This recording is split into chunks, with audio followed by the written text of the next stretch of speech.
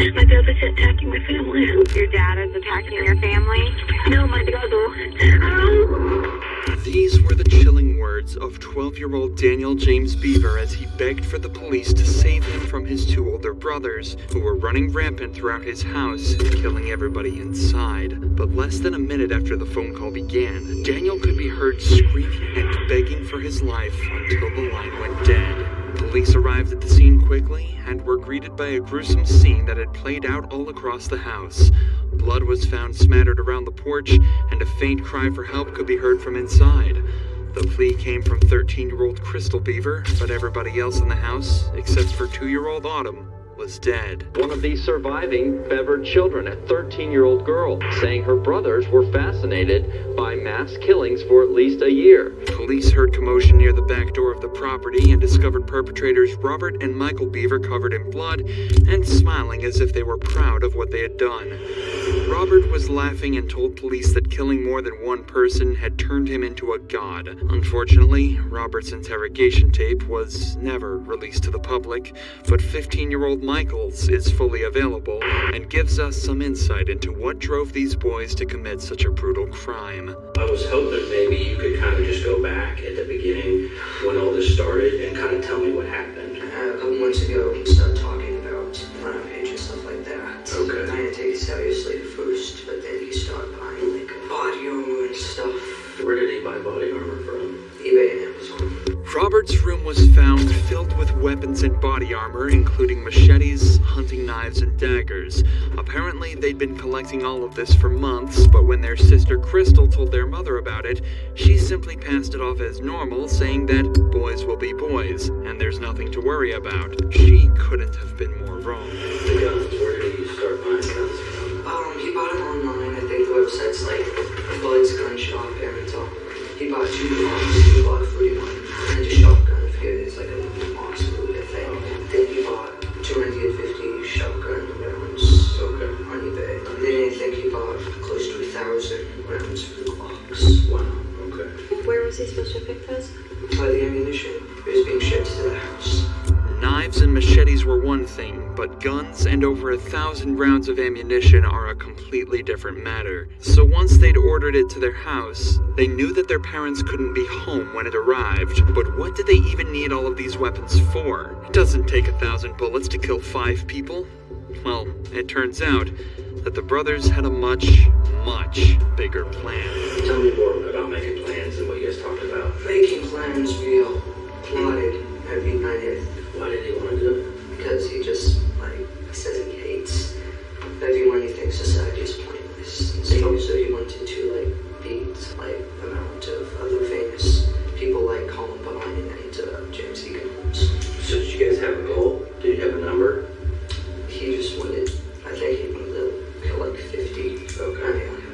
The two boys stayed up late most nights talking and scheming, and once they realized they were both separately interested in murder, the die was cast, and from their perspective, there was no turning back. The boys had grown a bond throughout their lives due to their living conditions. Their parents, April and David Beaver, were somewhat abusive to their children. They were homeschooled and even told not to interact with children outside of their own family. This left them alone with their own thoughts a lot of the time, and their only perspective of the outside world was the one that they'd formed in their own minds. This is how they developed such a negative outlook on society, and what drove them to form the next part of their plan. You picked a date, you said. Yeah, which was yesterday night. That was the date. How did you pick the date? It involved out with the packages and stuff would be out. Because, all the ammunition, he didn't want them to see that. So we wanted to kill everyone at the house first. Okay. And then wait for all the packages to show up over the weekend. And then we take the economy to have our state with the guns. So, their plan was set. Michael even said their idea was to cut up and dismember the bodies of their family and hide them in bins while they camped out waiting for the guns to arrive. He even added the gruesome detail that they only left Autumn alive because they had planned to decapitate her with an axe a little while later. But of course, all of these ambitious plans fell at the first hurdle. So, What was it that happened that night that caused everything to fall apart for the brothers? The murders began with Crystal, who had entered their room at 11:30 p.m. on the 22nd of July, 2015, to the sight of them gearing up with body armor and knives. Michael lured her over to his computer, and Robert slit her throat from behind. And so she fell down and started screaming. Yeah, one of them kept stabbing her. I kind of freaked out because, and then my mom came in and she started yelling, call the police, get Dad. And then he came over and started attacking her. So he stabbed your mom with the same knife? Yep. And where did he stab her? I think in the neck too. At this point, Crystal had managed to get up and stumble out of the door in an effort to escape, but Michael quickly followed her and dragged her back inside. She's still alive? Yeah, she was still screaming.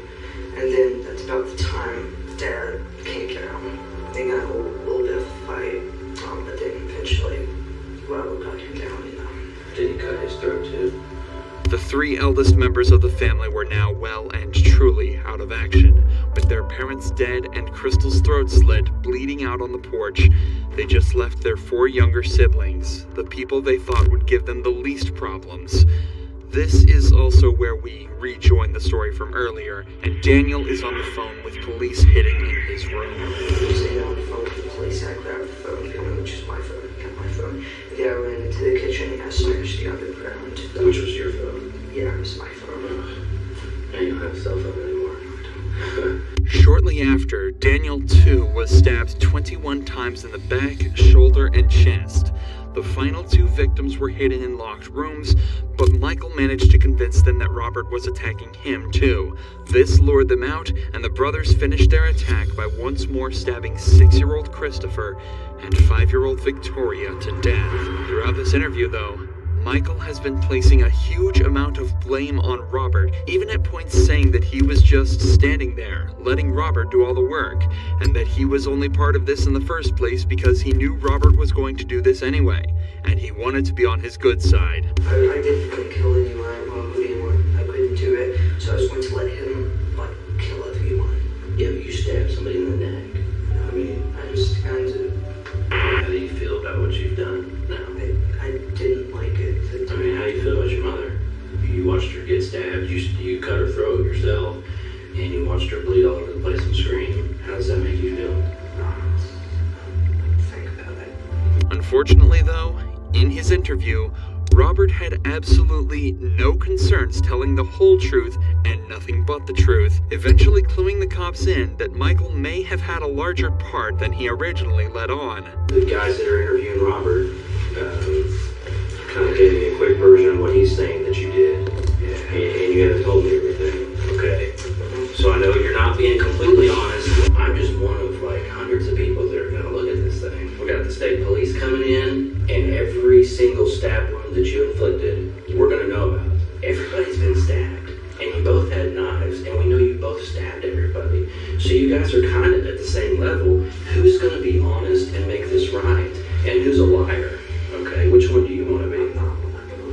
As is often the case, this simple rhetoric was all the cops needed to use to get Michael to open up and finally confess to being as big a part of the murders as Robert was. Michael admitted to slitting the throats of Crystal and his mother, as well as stabbing Christopher to death. And as usual, one confession led to another, and we gained even deeper insight into the minds of these twisted teens. You only stabbed your family because they were in the way towards the bigger plan? They were in the way, and higher count. This higher count, I'm confused. Is this a game? It's kind of become famous kind of game. It now fully comes to light that the murders truly weren't personal to any extent, and that the entire reason for this slaughter, and any that would follow, was just for recognition and fame. This became even more obvious when searches of the home revealed rolling surveillance cameras and storage drives with all of their plans saved to them.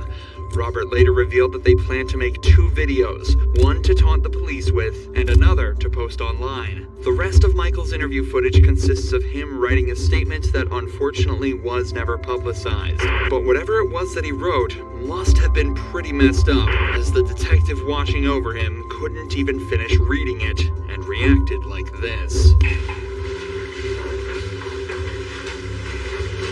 Of course, at trial, neither of the boys stood much of a chance, yet Michael attempted to plead not guilty on the grounds of insanity.